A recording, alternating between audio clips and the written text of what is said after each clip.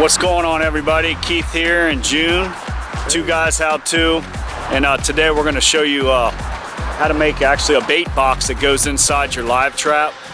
A lot of times you'll get the live trap that looks very similar to these at your local hardware store or online, and you put the bait, you know, down in the bottom down there. They trip this pad here and it goes off. The only problem with that is if you put your bait right down in, that sits down inside there at the bottom, the animal will come and grab it, rip it open, shake it, get the bait over to the edge, reach their little hand in there, and eat all your bait out.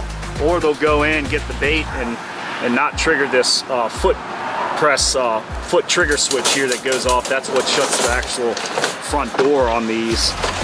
And we can show you here, if we set the front door of it, and we can show you what's going on if you never set one of these or how to operate them.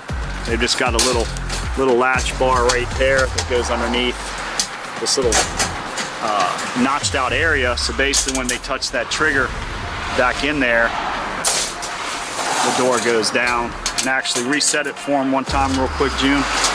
Now if he opens the back part of this trap up, and he'll hit the trigger plate from the back side. If he opens the back door of it up, yep.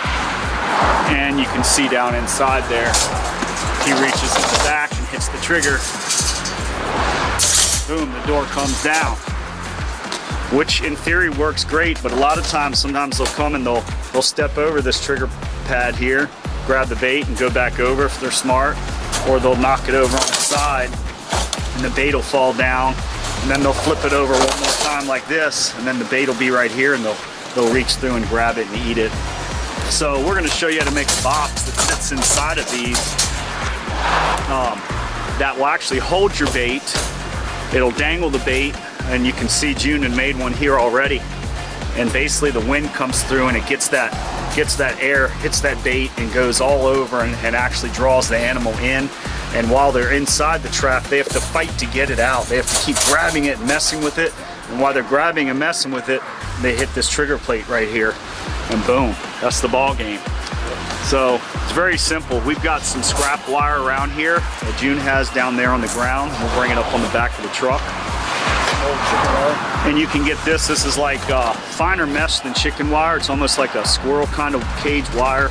It'll keep you know, birds and other varmint out of different areas of holes or the house, or you can make a chimney cap out of it.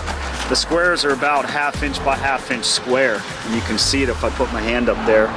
You can see what it looks like. So June's got his wire cutters there. He's got an assortment of wire cutters for trimming sheet metal. And he's got another pair of pliers over there just for twisting, and it'll cut. And he's got a roll of tie wire there, and that's what he's going to actually make the cage and bend it all together with and fasten it together. And he hooks it up here into the cage, so that bait, the bait box that we're making will swing and kind of flow in the air. And you can see another one here of what it looks like. It's swinging in there, and we've got a big huge salmon tail and salmon pieces in there, and they're gonna be drawn into that. And you can see the height on it as it sits in the middle. It's off the edges of the box, it's off the top, and it's off the bottom here. We've got about a 2-inch gap right here at the bottom on all sides, maybe a 3-inch. And if they tip this thing over, which we prevent, you normally would put some kind of stakes in the sides, or you would put some kind of cinder block next to them with a tie wire, which we'll show you later. That way they just can't move it, and it forces them to go in the box. But let's get started on this kind of bait box that he's making. He's just gonna kind of guesstimate how wide he wants it. We're measuring out about maybe 10 inches. For these boxes, you don't need something big. Yeah, we want to make it so it's not too wide. So, and with the wire, it's so easy to bend. If you overcut it, you just bend more around and wrap it together with the tie wire. You're gonna fold it anyway, so yeah. That same distance here. So about 10 inches wide, 10 by 10 square, something about like that, or 10 by 12 square.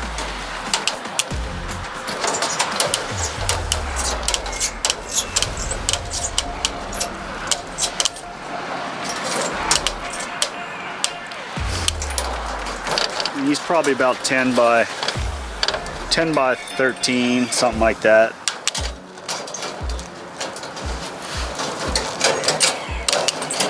Cut that.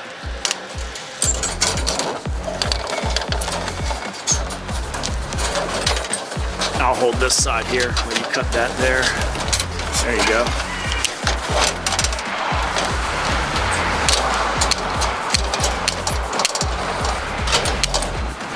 Okay, we're done with this piece of wire here. And basically you can see what he's got. He's got a, you know, that 10. It's about 12 or 13 long by about approximate 10 wide. You can't really see it. It's hard to see it up on here, but maybe you can see it that way. So he's gonna lay it down. The bigger boxes, you just make it bigger. Yeah, if you got a bigger trap, just use more wire and make a bigger box, but they don't need much bait to draw them in. They're gonna smell that bait and they're gonna come in. Basically, he's just folding the edges on it. Fold this side. You just want to go like this. He's just pinching the corners together. He's kind of folding them together. You can snip it there and tie it, but it's easier and it holds it in better if you just kind of bend it together. Just make like a present. Yeah, just like you're wrapping a present. So he's folding the long size first, and then he's kind of pinching the side corners up into it.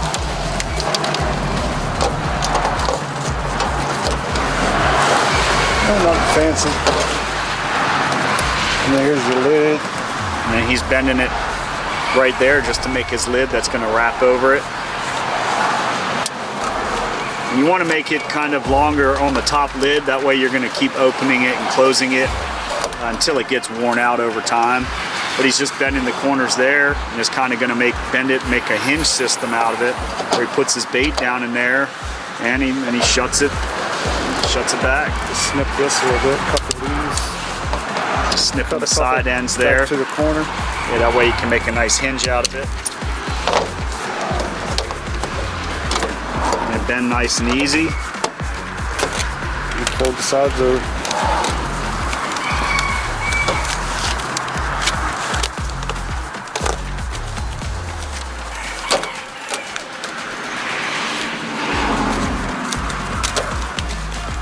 You see how it opens up just like a little shoe box or jewelry box there. Put your food in there, your bait. And when you put the food in there, you put your little piece of tie wire around there. It holds the two ends together, and it's going to hang in the air, and it's going to replicate this right here.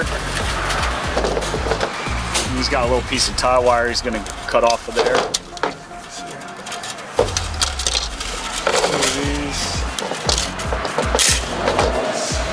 Would you cut 3 of them?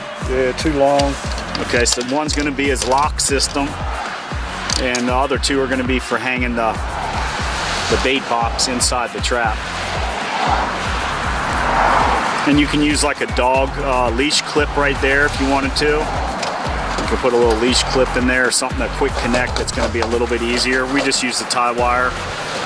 It works great. It serves the purpose. They're not getting. And this is galvanized wire, so this wire won't rust. And even the tie wire we have is galvanized, and the mesh screen that we have here is galvanized. And he's just going to bend little hoops on those. And he's twisting it around. Let's show him what you're doing.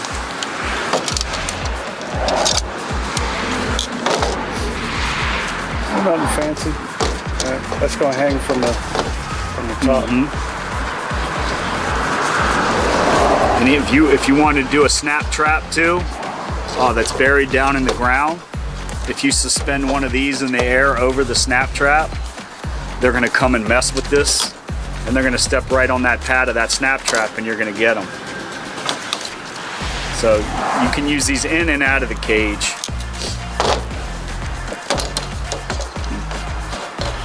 Got a couple little hooks on the top there. And it's ready to be installed. So if you wanted to, say if we didn't have one in this one, you would just hook it up through there like so.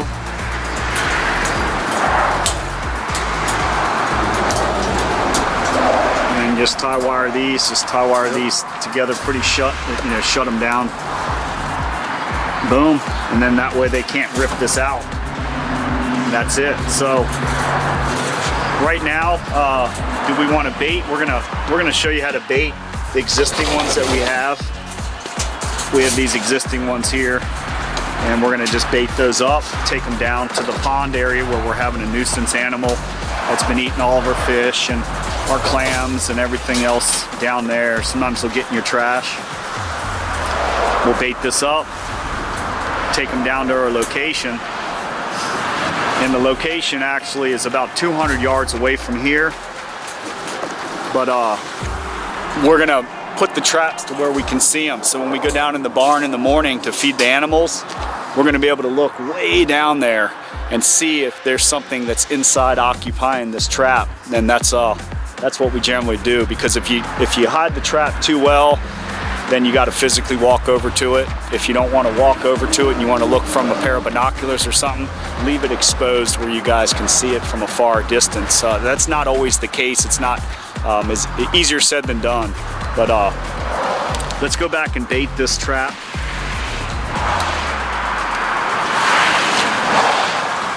June's just undoing that little tie wire there. This one I put tie wire on it every corner. That way they couldn't get it out. Okay.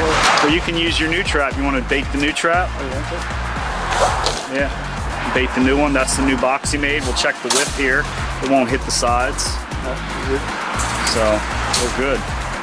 Just go ahead and bait up the new trap and hang it in there, and we can rotate them out. That way you can walk down to your trap and have it pre-baited, you know, so you can just swap out the bait box, and it makes it a lot easier. And we've got a couple bags of just some old fish and lobster pieces. I want to do it over there. The juice on that. That's fine. It's juicy. I can smell it already. We've actually let this fish get kind of stinky. It's not for the faint of heart, but the stinkier the better. Sometimes you'll bait the trap and then a day or two later, you'll catch something once it really starts rotting away and getting a little, catching the wind of the animal a little bit better. So he's got some latex gloves. That way he can throw those away. I want that funky smell. Yeah, that way you can just throw the gloves away and the smell goes away with it. And we'll show them what we've got. We've got some just cut up salmon here. We had a bunch of just pieces and leftovers and we just cut up. Anytime you got scraps, fish scraps? Yeah, chicken, fish, shrimp, crab shells, whatever. Got some lobster? We got some lobster. You're gonna hit them with the seafood combo? Can't fit much in there, but we can put something. You put a piece of fish and a piece of that lobster in there. And we'll see what we get.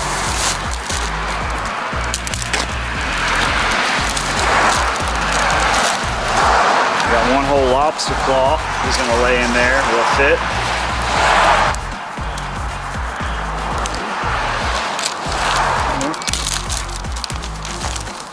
And go ahead and get a piece of that fish. Whew, man, you're gonna be bringing them in for miles, man. You got your tie wire.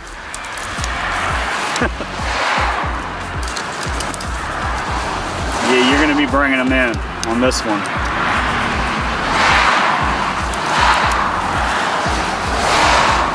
He's just shutting that lid up that he just made that bait box. Shut it, twist it together like a twist tie on a bread bag.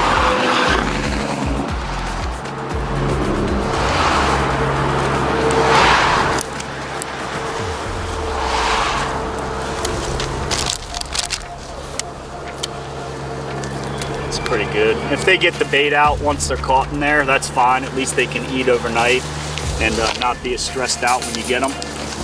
He's just gonna pick up that trap. He's got it set vertical with the door down. He's gonna hang it up inside there.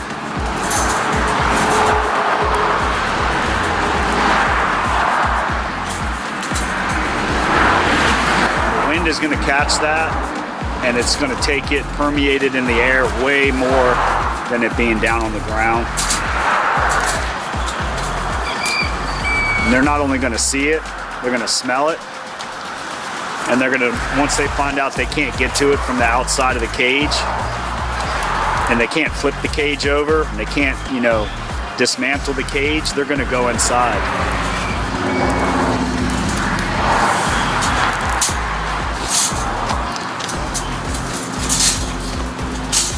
see it hanging right there. And we'll take it back over to the sunlight here.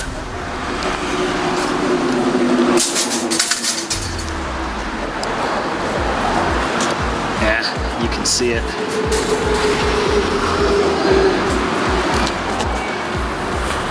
That's nice. And you can see it full on right there. Let's actually bring it up onto the truck here. You can smell it already. I can smell the lobster. There's just that one little piece right there. You see it? Let's bend that over like that so it sits a little more in the middle. You want to kind of make sure it's centered in there. You don't have to, but while we're here doing it, you might as well. Yeah, that's going to bring them in, man.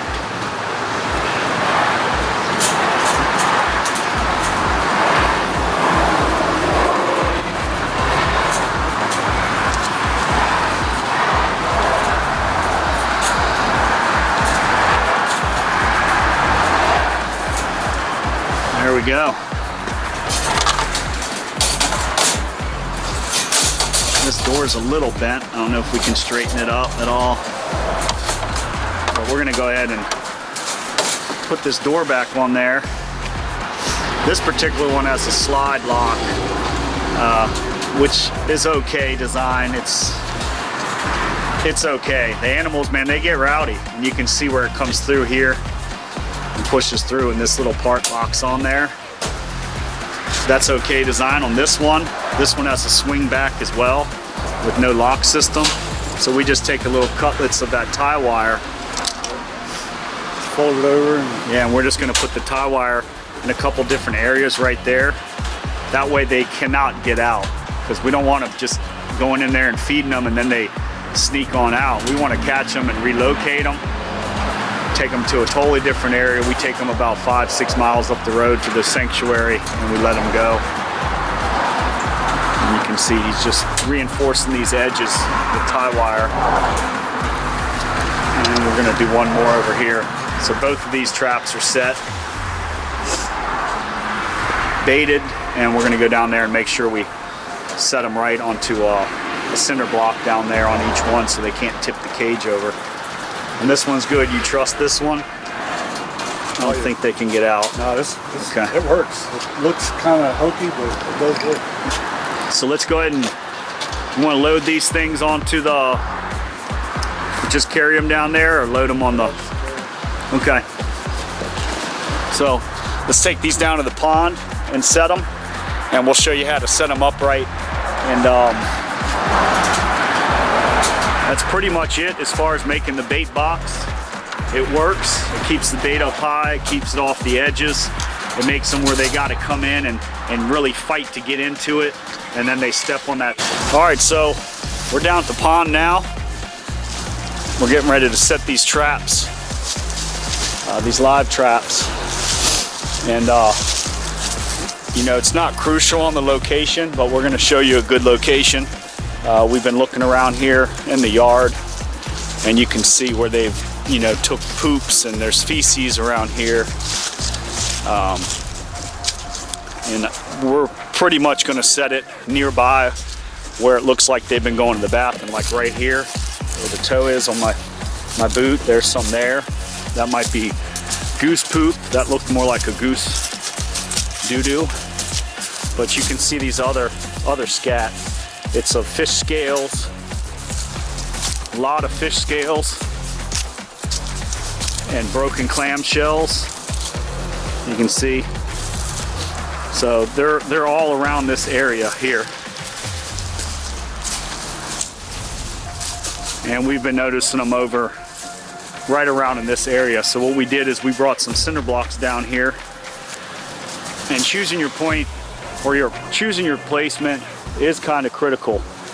We're gonna put them here, and if you look up that way of where we are, all the way up there is where the barn is. So we can look down from the barn and actually see if they're here in the morning. And we've got a bigger trap here that we haven't caught anything in yet.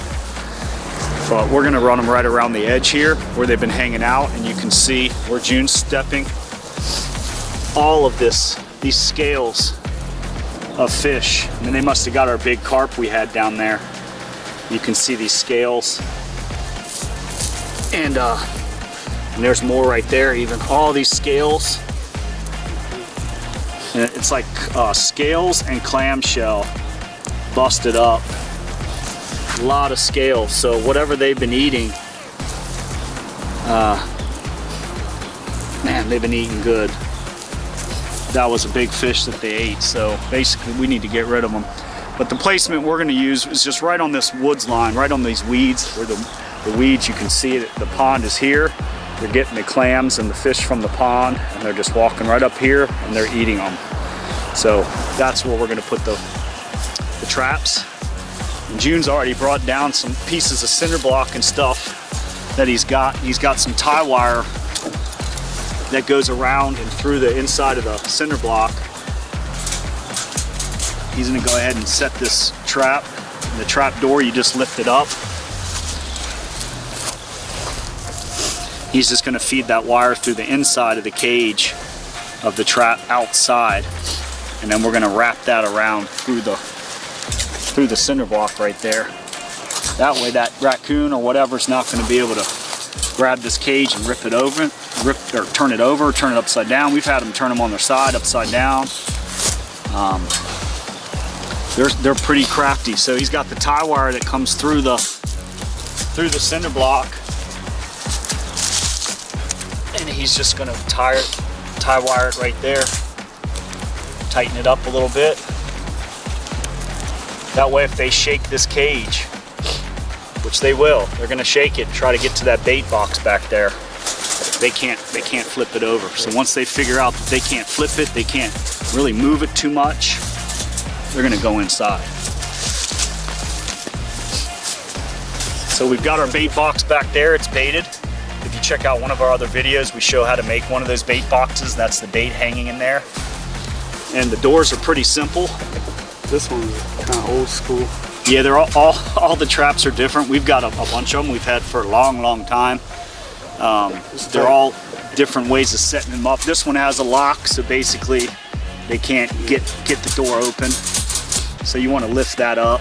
Lift that up, push this back. Push that spring-loaded door back, lift it up, and then this one's got a little, you can see this wire that goes down, this pole wire that goes to that push, the push plate back there. That trips the trap, and it's got a little teeny hook right there. And you just hook that right over the edge of the trap. You can push it back some and make it a little more sensitive. The only thing with doing that is if they really do grab this and they start yanking on it, this door can trip. I think that's good. So that one's actually, I like the way that one sets up. And you can see that the foot trap back there is now activated up when we pulled the door and we set it. So when they go back there to fight with that bait right there, they're gonna step on that. There's no way to get to that bait box without triggering this trap. That one's good and it's set up, and you can see the way we've got it. If you don't have a cinder block, you can use like a big metal cement stake or rebar. You can put them on each side and put your tie wire that way, or put it down through the trap to where they can't maneuver it. And we've got another one here. Once again, the same cinder block deal. June's gonna tie that on, tie wire that. He's just opening that front door, that trap. He's gonna feed that tie wire through there.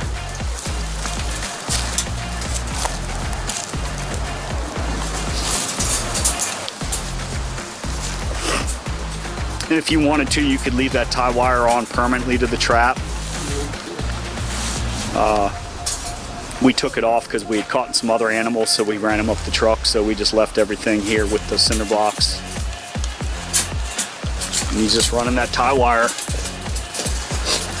If you use string, they're going to chew through the string, so you want to use some kind of wire. You don't want them getting out, you don't want them, your goal is to catch them. So just a couple twists on that, that's good. Go ahead and shake that trap for them, show them, June. So they can't move that. They can't flip it upside down. They can't drag it away. They have to go in order to get that bait, and you can see that bait box that we made. Like I said, it's on the other video of how to make a bait box. And he set the door the same way. You bring it up. Boom. You just bring the door up. You just lift this little lock that locks the door. Once it's closed, you bring it up. You set that little cam hook right there.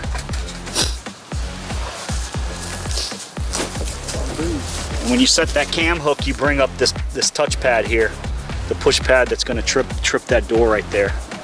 Bait box there, push pad there, door spring loaded. It's good to go. You can take some beating. And we're out of here pretty much. That's it. So that's the sediment, that's the placement on your trap. You don't have to be back in the woods or in the weeds or anything like that. Just put it somewhere where you know they're going. Yeah, and you can see the trail here. They're probably coming right up through there. They're just coming right up through there. There's another trail over here, and you can see this clamshell here where they've been eating. And it's got another trail right here, and all back down in through there in the water. And they're just coming up through this waterway. They're coming around. They're all over the place here. They're stepping on the cattails down there, and eventually they make their way right back over to where we set our traps, where we found the remnants of fish, clamshell, and feces. And that's it. So that's the placement. That's how to place it and set the trap. Hopefully this helps you.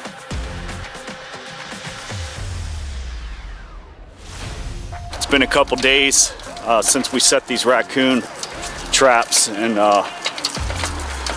we actually got a hit today. So June's got the dolly here. See what we got in there, and an easy way to transport them out of here down near the pond here. That one's pretty fat. Good. Yeah, that one's pretty big. And you can see what he did. He took the cinder block and he tie wired it right here. That way they can't flip it over, because they will flip them over, and then they'll get that bait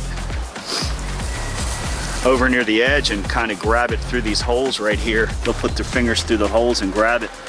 And you can see where he's got some salmon in a little homemade, kind of like a suet box for, you would do for your birds to keep the squirrels out. And he's got that bait in there. Yeah, he's been trying to get out.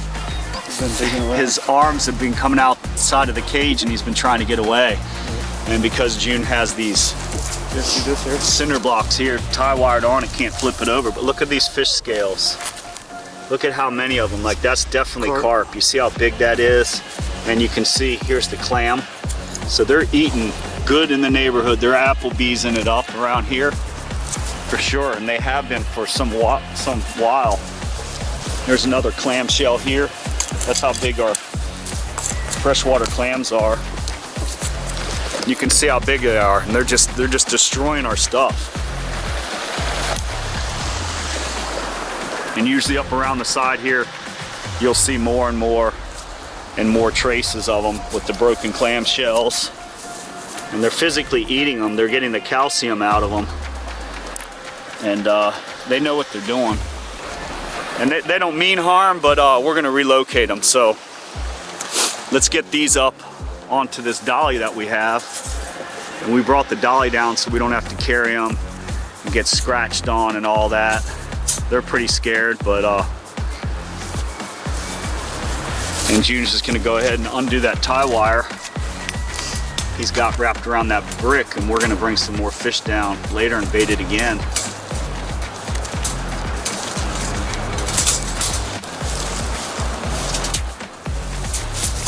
And we've got a strap. June has a strap there, so we don't have to kind of keep these things too close to us. Not that they could bite you through there, but they could.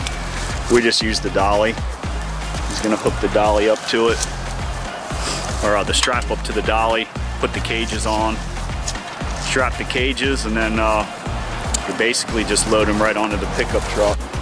And off we go. Let's go take these things up to the truck and give them a new home. It's just like moving furniture. Definitely a lot easier to roll them than it is to carry those things, especially from way down at the pond. At least we'll let them go together. Yeah. They'll be a family still.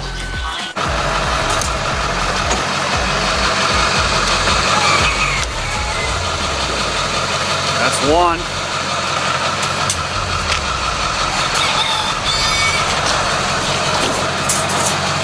That's two. Yeah. And you can see their little teeny paws. They're just like human hands and feet.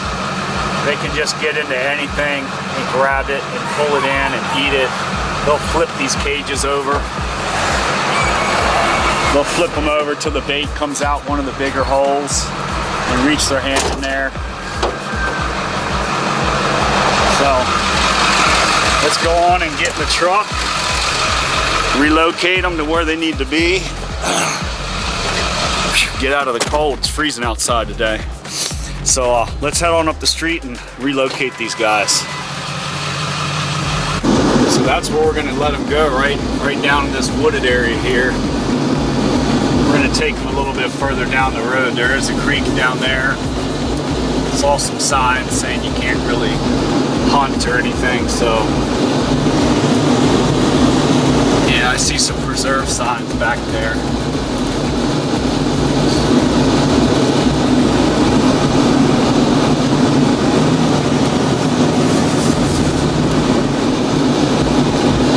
Take them a little further down here to this dead end, and you can see, what is that, route 70 or something? And hopefully, they got a pond right here that they're gonna end up probably living off of. I don't know if that's a good idea, but let's let them go here. This is where they're going. It's where we've been bringing all of them. So these little guys are gonna have a new home.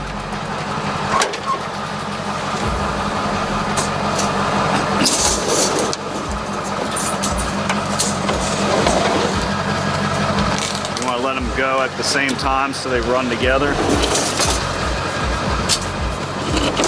It's a heavy little bugger.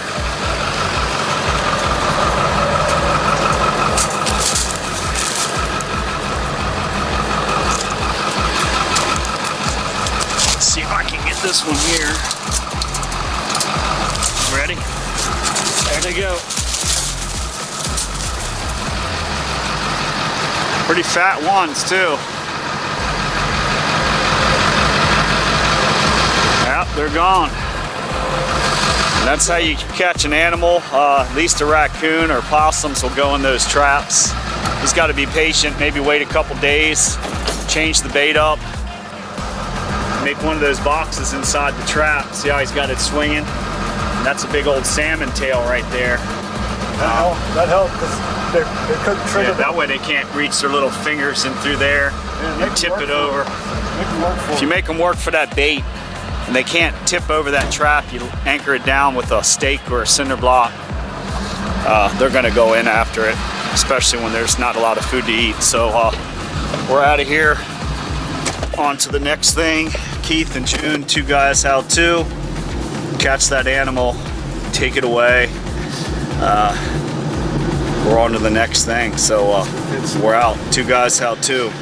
Subscribe, like us, catch your own animals, save that money, don't hire anybody, buy the trap. We're out. I'm not a pig, I'm a lawyer.